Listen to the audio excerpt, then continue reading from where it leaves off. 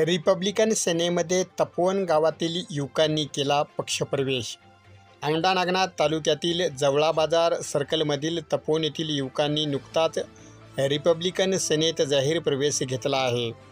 Republican सेनेचे युवा प्रदेशाध्यक्ष किरण घोंगडे यांच्या नेतृत्वावर विश्वास ठेवून तपोवन येथील युवकांनी रिपब्लिकन सेनेत प्रवेश घेतला आहे। पक्षप्रवेशाचा कार्यक्रम औंढा नागनाथ येथील शासकीय विश्रामगृह येथे पार पडला। यावेळी रिपब्लिकन सेनेचे युवा प्रदेशाध्यक्ष किरण घोंगडे यांनी युवकांना हार घालून पक्षप्रवेश करून घेतला। यामध्ये अंबादास लोणकर, जवळा बाजार सर्कल अध्यक्ष पवन फुंसे, सचिन फुंसे, रोहिदास वाहेळ, सुजन लोणकर, आनंद लोणकर, रामकिशन गायकवाड, नागेश गायकवाड, अरुण गायकवाड, बुद्धभूषण फुंसे, पंढरीनाथ गायकवाड, सचिन फुंसे, शेख सलमान यांनी पक्षप्रवेश केला।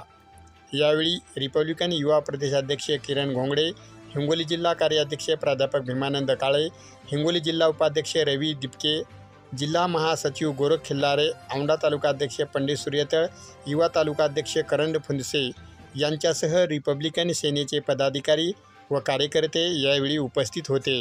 रिपब्लिकन सेनेचा जय हो। आनंदराज आंबेडकर साहब तुम आगे बढ़ो, हम तुम्हारे साथ। किरण भाऊ तुम आगे बढ़ो, हम तुम्हारे साथ। रिपब्लिकन सेनेचा जय हो।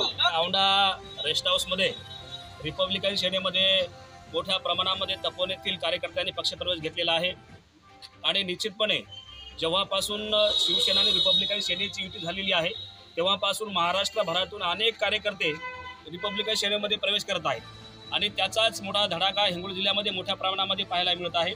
औंढा तालुक्यात देखील अनेक ठिकाणाहून पक्षप्रवेश चालूच आहेत। मागच्याही आठवड्यामध्ये जवळा बाजारातील मुस्लिम युवकांनी प्रवेश घेतला, आज तपोवनातल्या युवकांनी प्रवेश घेतला आणि याच्यामुळे रिपब्लिकन सेनेच्या औंढा तालुक्यामध्ये मोठ्या प्रमाणामध्ये ताकद वाढत आहे।